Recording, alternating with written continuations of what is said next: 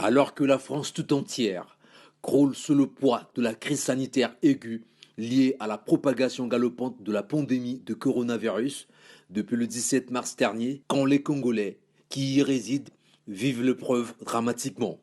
Confinés, eux aussi, comme tous les autres citoyens français, ces Congolais de Brazzaville ont vu une grande partie de leur liberté s'éroder. On est passé par le premier stade du déni, en disant que c'était une maladie qui était très loin finalement de nous, très éloignée de nous. Bon, on se disait que ça s'arrêterait là, mais voilà, on s'est retrouvé dans une situation d'impréparation. Hein. Ça s'est ressenti d'ailleurs au niveau de nos autorités, ici en France en tout cas. Aucune possibilité pour certains de se rendre à les enterrements, c'est quand même terrible.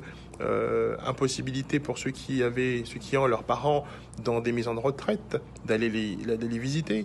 Vous voyez, et tout un ensemble finalement de mesures qui ont déchiré le tissu social.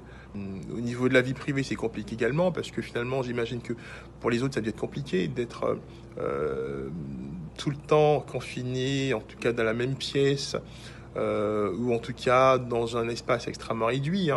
24 heures sur 24 avec la même personne, ça ne doit pas être évident. Après, il y a certaines contraintes, mais bon, on s'y adapte. Donc le port du masque lorsqu'on va faire certaines courses alimentaires,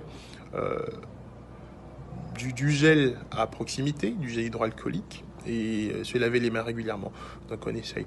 Regret, appréhension, stress, angoisse et anxiété, c'est le lot quotidien qui désormais sape le moral et heurte les sensibilités.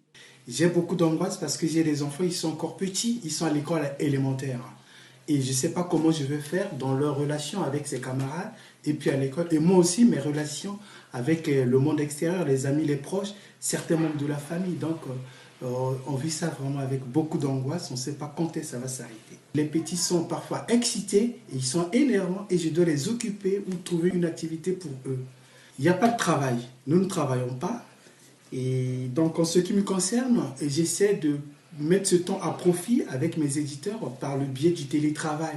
Parce qu'avec la crise sanitaire, le télétravail prend un peu de l'importance et la plupart de quelques entreprises y recourent parce qu'il y a eu 700 000 entreprises qui ont été mises en chômage partiel en France, l'équivalent de 8 millions de salariés.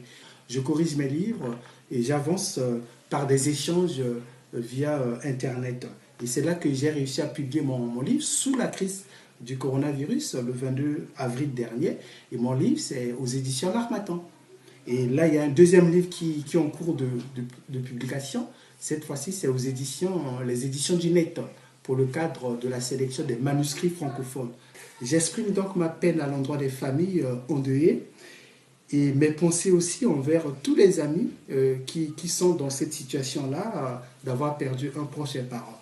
Toujours est-il que l'ambassade du Congo, ici à Paris, a mis une plateforme d'information pour permettre à tous les Congolais de la diaspora d'informer les services au cas où il y a un Congolais qui est atteint du Covid-19 ou quelques autres personnes que nous connaissions, que nous informons l'ambassade pour qu'ils puissent faire des évaluations et établir des statistiques. Donc tous les Congolais de la diaspora ont dû recevoir le mail, ceux qui sont enregistrés au fichier de l'ambassade par le site Amba Congo. Et donc, ça, c'est très bien ce qu'ils ont fait au niveau de l'ambassade. Pourtant, en dépit de la dureté des temps, certains Congolais de France gardent tout de même la tête haute en positivant.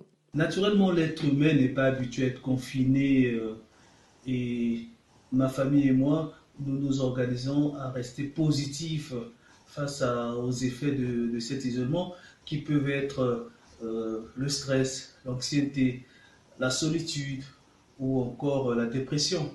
Cette pandémie n'a épargné aucune nation. Et mon pays, le Congo, aujourd'hui compte aussi ses morts. Et j'encourage la population à respecter les barrières, les gestes barrières, malgré les difficultés. J'ai le sentiment que la population considère cette mesure comme étant une punition.